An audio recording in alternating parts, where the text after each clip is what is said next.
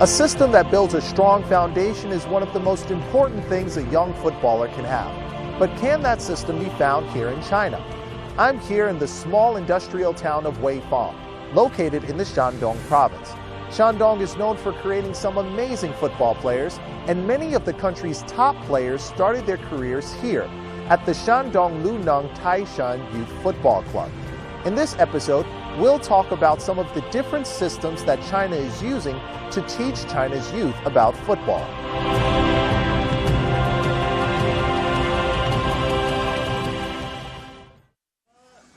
China's education system demands that many parents provide their children with the best schooling possible, which is commonly seen as a basic guarantee to secure a child's future.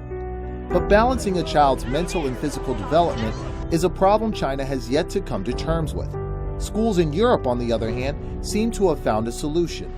Liverpool insisted that those players got an education, so those children had to go to college, and they weren't allowed to continue on their youth training scholarship unless they got educated. When people in China think of football, the people who play the game, they usually think it is a group of people that lack an education. Football schools across China are trying different ways to teach the next generation. Some hire local coaches with a sports background or retired athletes to teach the youth. Others simply send their students abroad. Absolutely madness. The current project of sending youth players to Europe is exactly the same as the previous ones to Brazil and to Hungary in different times. The difference probably is it's much more expensive now, but it is equally a waste of time. Most of the children sent overseas do not possess high-level skills because they were not picked from a huge amount of children. They were picked from the basis of tens of thousands. There will be very few talented kids. Even if you send them abroad, there will be little chance they can succeed in the future. So it is not possible to cultivate talent by simply sending players abroad.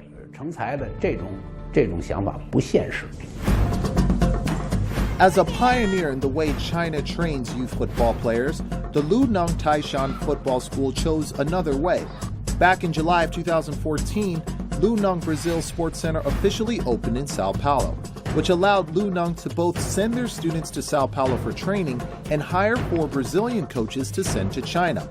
In your time here, what do you think is the difference between the way football is taught here versus the way it's taught in Brazil? The first day I got here, I started trying to improve the youth training environment in China, especially in Luneng Football School. In Brazil, the focus on our players is multifaceted. We don't just pay attention to their performance on the pitch, but everything else outside the pitch. Secondly, some coaches' concept of football isn't advanced. We came here trying to bring them progressive football concepts, and so far I think we have achieved that goal. Yu Cheng-lei is part of the first batch of players who went to Brazil for training, and before that, he trained in the Luneng Football School for 8 years. After training for 3 months in Brazil, he was able to recognize the differences between the training methods of the two countries. The greatest feeling for me in Brazil is getting to train with foreigners and also to compete with them. The friendly matches helped me to improve very quickly. 3 months of training in Brazil equals 1 or 2 years in China. And Luneng isn't the only football school in the country that is trying this new way of training. In our school, the process of choosing talent, training, organizing matches, and assessment are all carried out by our Real Madrid team. My mission is to let the Chinese coaches get a feel for the training ideas and the methods, and after 2 years, it turned out the Spanish concepts were right. With all the different training methods out there, the essential part is the coach. As more kids in China get into playing football, the question becomes, will China have enough coaches to fill the demand? There will be a huge lack of coaches.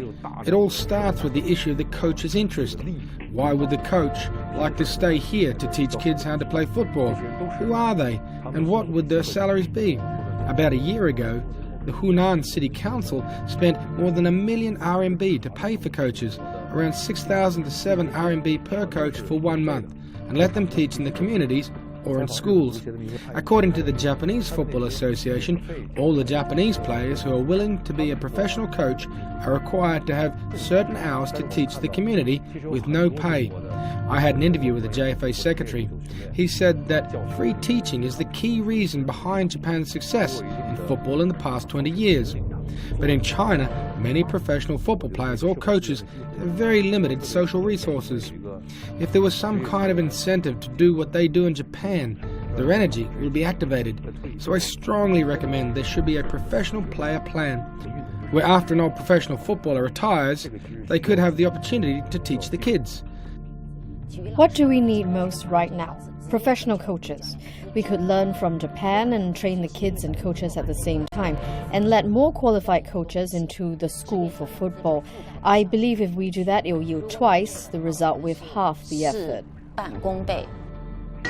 Although China might not have enough coaches to teach youth football to everyone, are professional coaches even necessary for children who are just learning how to play the game? Before the age of 6, the parents could teach football to their child. It's very simple, just to teach the kid how to control the ball. You can even do that at home. It's like there is no need to use a college professor to teach a kid 1 + 1 = 2. In the early stages, it's just the teachers encouraging the children to play. It should be like a pyramid. When we are talking about children, we should focus on fostering their interests. For a child that is around 6 or 7 years old, we should encourage them to play games using football. On the next stage, for example, 7 to 8 years old, we could start organizing training, but on a very small scale with maybe 6 to 7 children and base the training on their interests. But for children above the age of 10, we could add professional training such as learning technique and football concepts to increase their accomplishments in the sport. But some of the foreign coaches who came to teach in China see the issue differently. The difference between a professional coach and perhaps a volunteer parent or a school teacher is that the professional coach coaches football every single day.